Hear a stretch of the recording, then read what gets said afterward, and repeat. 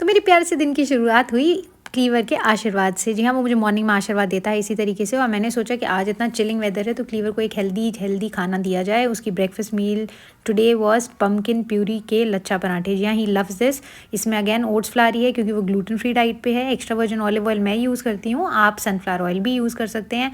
And yes, a pinch of turmeric and black paper in the oats puree. बस इसको अब हमने गूंद लिया अच्छा खासा। पानी अपने हिसाब से देख लीजिएगा, how much you require. It has to be a tough dough like this, जैसे रोटी का आटा होता है। एंड ये मैंने थोड़ा सूखा आटा ले रखा है लच्छा बनाने के लिए। And a little bit of olive oil, that's the only amount of olive oil that I would require. About 1 से 1.5 चम्मच ऑलिव ऑयल है उसमें। तवा मैंने रख दिया था गर्म होने के लिए।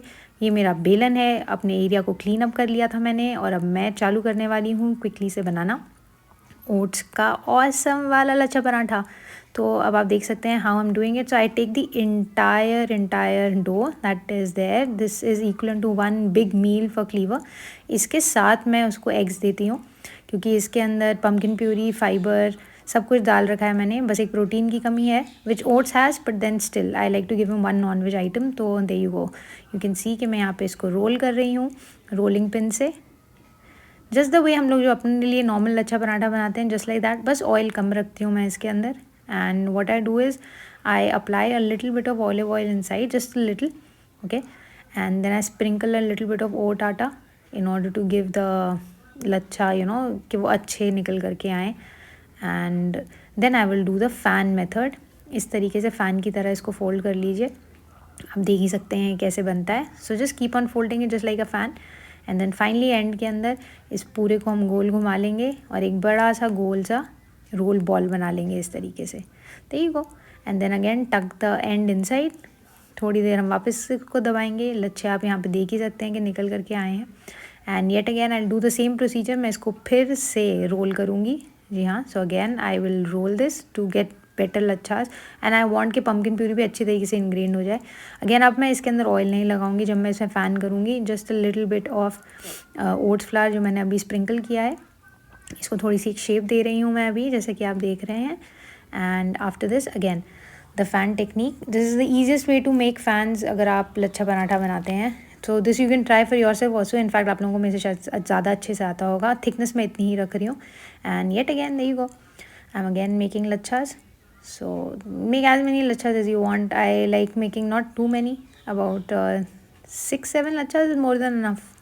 And there you go. Again हमने उसको वैसे ही एक गोल सा शेप दे दिया है। अगेन इसको दबाएंगे हर तरफ से। And now yet again I will give it a final roll. ये इसका फाइनल रोल है और इसके बाद एक गोल पराठा बन जाएगा लच्छे वाला, बढ़िया सा ऑसम सा लच्छा पराठा फॉर क्लीवर।